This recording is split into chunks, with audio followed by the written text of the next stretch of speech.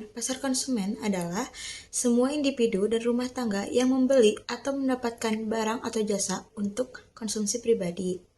Contoh dari pasar konsumen yaitu ada pasar makanan atau minuman, ataupun pusat perbelanjaan dan lain-lain.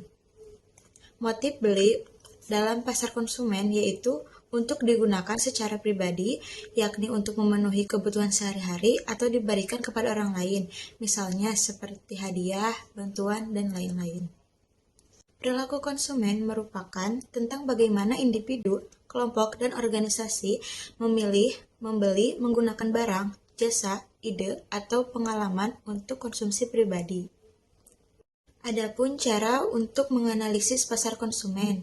Yang pertama, tentukan pasar yang relevan. Yang kedua, menganalisis permintaan pasar. Yang ketiga, menganalisis permintaan selektif. Yang keempat, menetapkan target segmen pasar. Dan yang terakhir, ada menganalisis kompetitor dan menilai persaingan.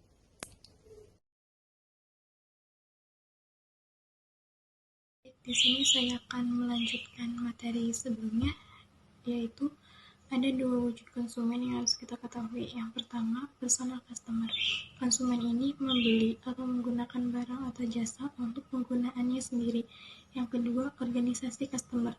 Konsumen ini membeli atau menggunakan barang atau jasa untuk kebutuhan dan menjalankan organisasi tersebut. Ada beberapa faktor yang mempengaruhi perilaku konsumen menurut Kotler. Yang pertama, faktor personal. Yang kedua, faktor sosial. Yang ketiga, faktor kebudayaan. Dan yang terakhir, faktor psikologis.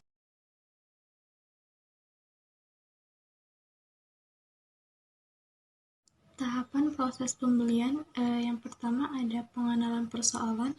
Yang kedua ada pencarian informasi evaluasi alternatif. Ketiga, mengevaluasi informasi. Keempat, keputusan pembelian. Kelima, perilaku setelah pembelian. Dan yang terakhir, tindakan setelah pembelian. Jenis perilaku keputusan pembelian. Yang pertama ada complex buyer behavior, perilaku pembelian konsumen dalam situasi yang ditentukan oleh keterlibatan konsumen yang tinggi dalam pembelian dan perbedaan yang dianggap signifikan antar merek. Yang kedua ada dissonance reducing buying behavior, perilaku pembelian konsumen dalam situasi yang mempunyai karakter keterlihatan tinggi, hanya ada sedikit anggapan perbedaan antar merek.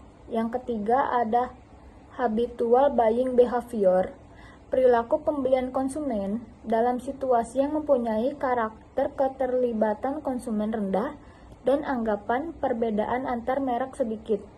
Yang keempat ada variety seeking buying behavior, perilaku pembelian konsumen dalam situasi yang mempunyai karakter keterlibatan konsumen yang rendah tetapi dengan anggapan perbedaan merek yang signifikan. Proses keputusan pembelian. Para pemasar harus melihat lebih jauh bermacam-macam faktor yang mempengaruhi para pembeli dan mengembangkan pemahaman mengenai cara konsumen melakukan keputusan pembelian. Proses pengambilan keputusan pembelian terhadap produk baru. Sebuah produk baru yaitu barang, jasa, atau ide yang dianggap baru oleh pembeli. Potensial terhadap produk yang beredar telah lama ada di sini. Konsumen dapat membuat keputusan untuk menerima atau menghadapinya. Proses adopsi, proses mental yang dilakukan seseorang mulai dari pengenalan pertama sampai pada penerimaan atau adopsi final. Tahap-tahap proses adopsi menurut Roger dan Shoemaker 1970, tahap kesadaran, awareness, tahap menaruh minat, intertest, tahap evaluasi, evaluation, tahap mencoba, irial, tahap adopsi, adoption.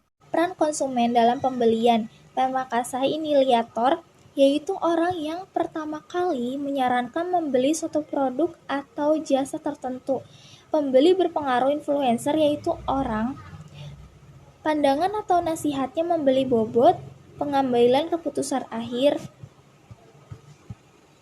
Pengambilan keputusan indesider yaitu orang yang sangat menentukan sebagian atau keseluruhan keputusan pembelian. Apakah pembeli, apa yang dibeli, kapan hendak membeli, bagaimana cara membeli, dan di mana akan membeli. Pembeli buying yaitu orang yang melakukan pembelian secara nyata. Pemakan user yaitu orang yang mengonsumsi atau menggunakan produk atau jasa.